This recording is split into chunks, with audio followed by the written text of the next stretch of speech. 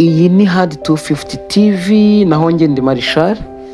Ndabasuhuje cyane mwebwe dukunda kubana bakunda kudukurikira kuri uyu murongo wacu, kandi dukunda kuntu mudushyigikira mu buryo bwo gukora subscribe, like na share, ndetse mugakora na comment ku biganiro tuba twagiye dutegura tukabagezaho. Rero uyu munsi tugarutse mu kiganiro, kandi ikiganiro cyiza, ikiganiro kiri bubafashe. Ndakwinginze ngo ugikurikire kugeza gisoje, kuko kirimo ibintu bikomeye, kirimo ingingo zidufasha, kirimo ibintu biri buze kutwigisha kandi ibintu bikomeye. Ushobora kuba umaze iminsi wibaza ngo ese ubuzima bwanjye kubera iki budahinduka? Ese kubera iki nkomeza kubaho ngaragara nkaho ntatera imbere? Kuki ngaragara nkaho ntazamuka? Hari ibintu twabateguriye, ibintu bigaragaza yuko uri umukene. Niba ubyumva ukaza kubikurikirana, uze kurushaho kumva, urasobanukirwa impamvu ubuzima bwawe budahinduka. Urasobanukirwa ko uri umukene cyangwa uri umukire.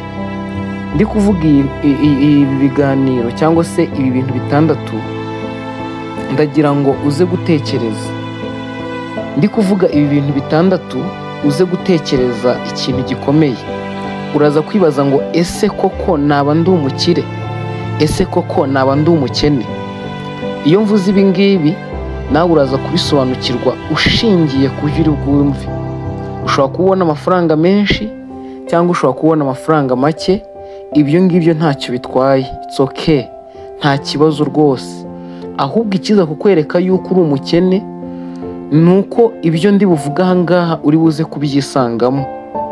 Ntatinze rero, ntabwo nshaka ko kiza kuba ikiganiro kirekire, ahubwo kibe kigufi kugira ngo muze kucyumva neza mwitonze. Mu kucyumva rero, ndagusaba kugira ngo icyo uri buze gukora, uze gutekereza ngo ese ibi bintu maze kumva njyewe bimeze gute?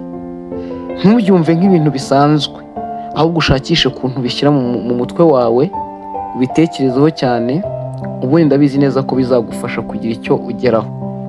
Mu bintu bitandatu byakwereka ko uri umukene, ndahera ku kintu cya mbere.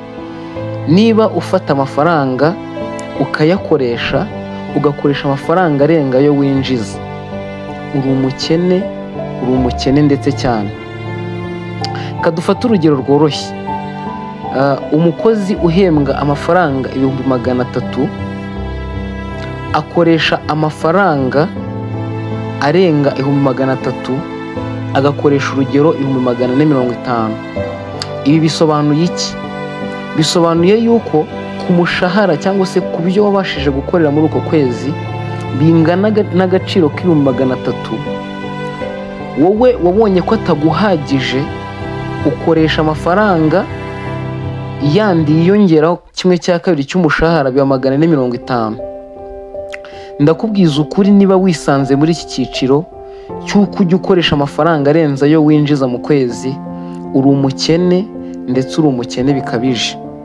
Biranagoye yuko nukomeza iyi nzira uzagaruka mu murongo wo kongera kuwuvamo ngo ube umukire. Bizakugora ndetse cyane. Iki kintu ni ikintu gikomeye, kinangirije abantu benshi ku isi yose. Abantu benshi bashaka kubaho ubuzima buri hejuru, bigatuma bakoresha amafaranga arenga ayo binjiza. Iyo yari ingingo ya mbere, kandi iyi ngingo uyiteho. Wowe urasabwa kwitekerezaho, warangiza ukibaza ngo ese ko mpembwa amafaranga 150,000, ndabaho gute kugira ngo y'amafaranga 150,000 adashira ntarangije ukwezi kwanjye? Icyo ni ikintu cya mbere. Ikintu cya kabiri ukwiye gutekerezaho kandi ukitaho. Ibi bintu ibyo twari turimo kuvuga hejuru biratubwira ngo iyo umaze gukoresha amafaranga arenze ayo wakoreraga, bigaragaza yuko urimo kubaho cyangwa se bikujyana mu nguzanyo, kuko aya mafaranga yandi arengaho ntabwo aba ari ayawe, aba ari inguzanyo y'abandi. Rero ntabwo turimo kuvuga yuko inguzanyo ari mbi, nta nubwo ari ikintu kibi rwose, ariko banza utekereze, ese aya mafaranga ni iki giye gutuma nyafata, nyake umuntu cyangwa nyake banke cyangwa nyake ikigo runaka kugira ngo akavaringa ibintu byanjye? igihe cyose uzabona uri kwaka amafaranga kugira ngo ukavaringe ibyo wakabaye unatuje, igihe cyose utabibonye ahubwo ukabyaka kugira ngo urusheho kubaho mu buzima runaka, ibi bintu bizahora bigukenesheje kuko uzahora mu nguzanyo zidashira. Ndagusaba kugira ngo ubyiteho kandi ukurikirane neza icyatuma uhindura iyi myitwarire. Ndavuga ku kintu cya gatatu, iyo umaze kuguza amafaranga ukabona biragoranye, rimwe na rimwe abakugurije amafaranga baza kukwishyuza. Biratujyana ku kintu cya gatatu rero.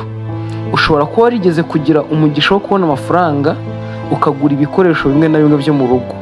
Urugero, ufite smart TV, ufite intebe nziza zo muri salo, ufite utubati twiza, ufite n'ibindi byinshi bitandukanye wari waraguze mu nzu.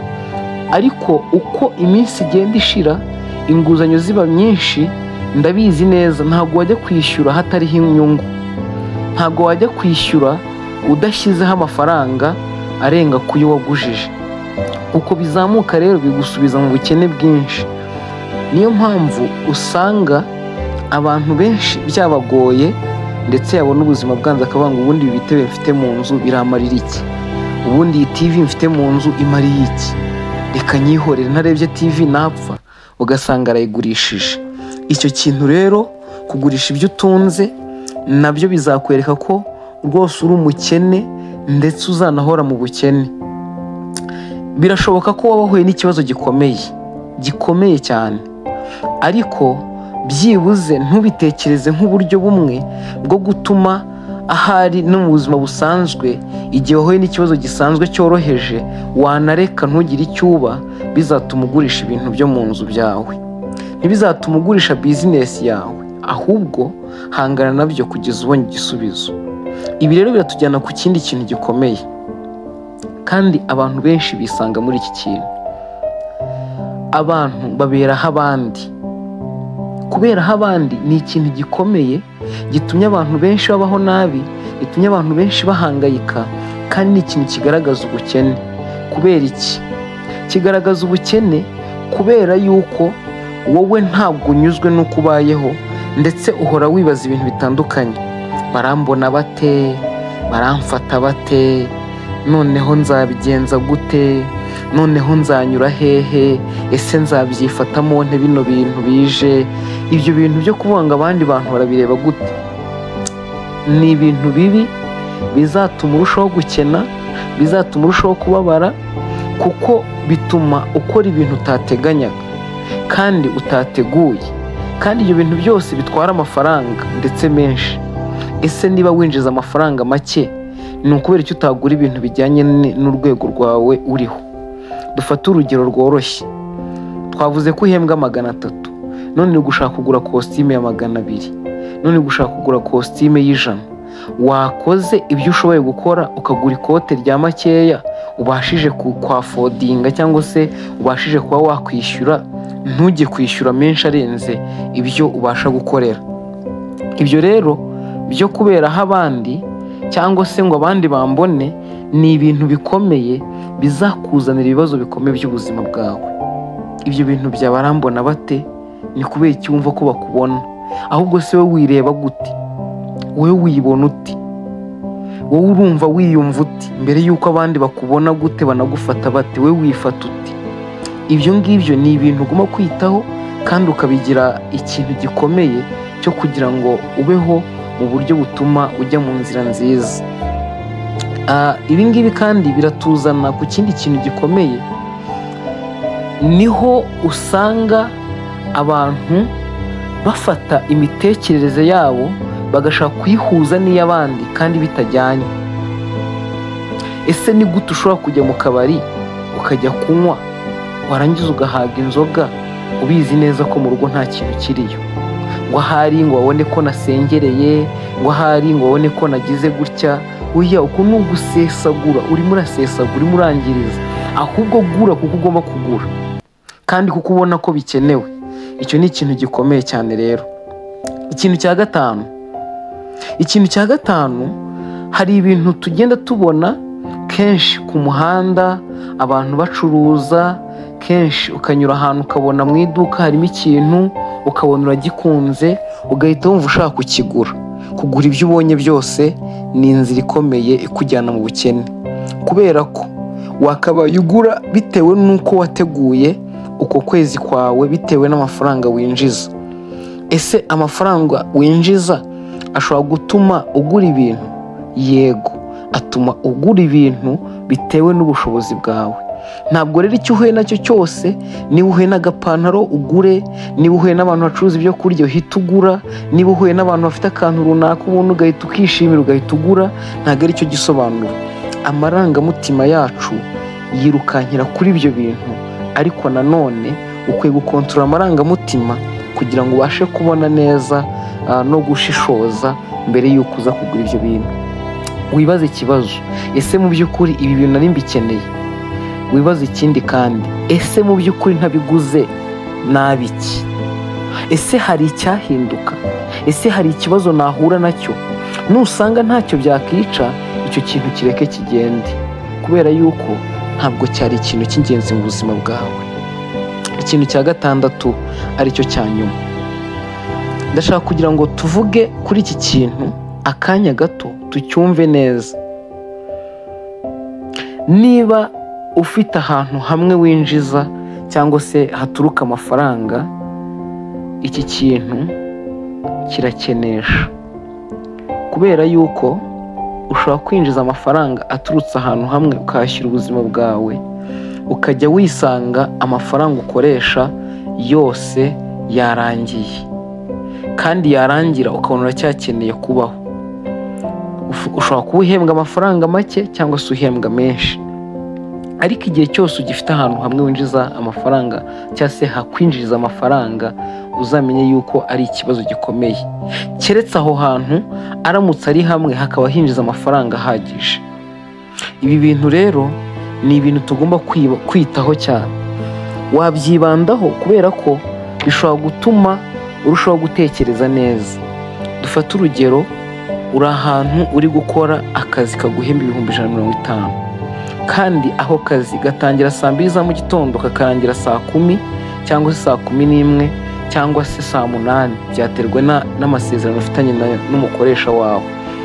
Ariko ushobora kwibaza ngo aya mafaranga ninjiza ni make, reka ntekereze icyo nkwiriye gukora, reka ntekereze ese aya masaha nta handi hantu nabona kandi kazi, niyo kaba k'50 kava muri ya masaha ndangiza akazi nkinjira mu yandi masaha ari imbere. Ukabitekerezaho ugatangira gushaka ikindi cyo gukora, ukagira amasaha yo kuruhuka ariko ukagira n'amasaha yo kuba wakoze ukinjiza ahantu hatandukanye. Ibyo bizagufasha rero. Ushobora kuba ukora amafaranga menshi, wenda tuvuga urugero ushobora kuba ukora miliyoni ariko ukayakoresha yose. Ujye umenya ko iyi ngiyi ntabwo ukiri ufite, nubwo abantu bakubona umeze neza ariko uri umukene. Ubimenye ko uri umukene, iyo miliyoni yawe winjiza ukanayikoresha ikarangira ntabwo ukiri ufite. Birasaba yuko ubitekerezaho neza.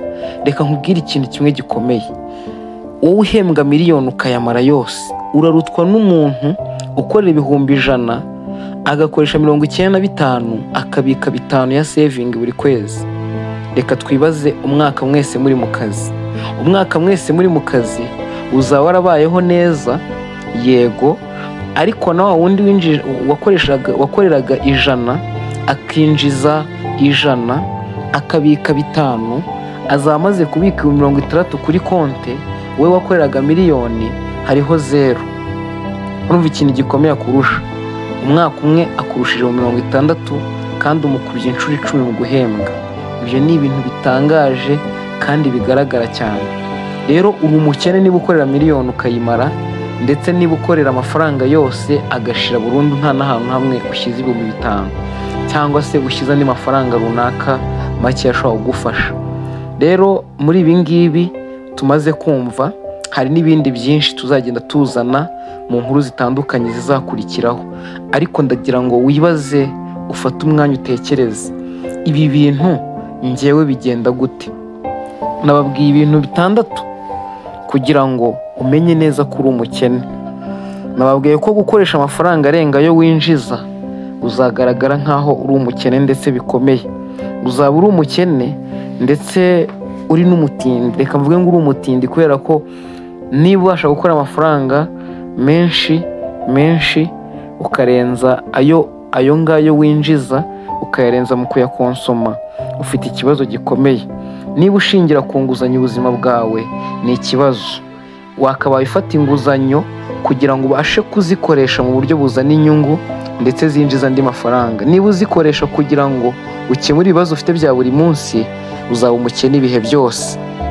Icya gatatu, nabwiye ko ibyo byose hari igihe bikujyana mu kugurisha ibyo utunze cyangwa se ibyo ufite byose. Icyo gihe uzamenye kandi usobanukirwe yuko uri umukene ukomeye. Hari ikindi gikomeye cya kane twavuze cyo kuberaho abandi. Niba ubaho ngo barambona bate, baramfata bate, naho se nzanyura hehe n'ibindi nk'ibyo ngibyo, umenye yuko uri umukene ukomeye.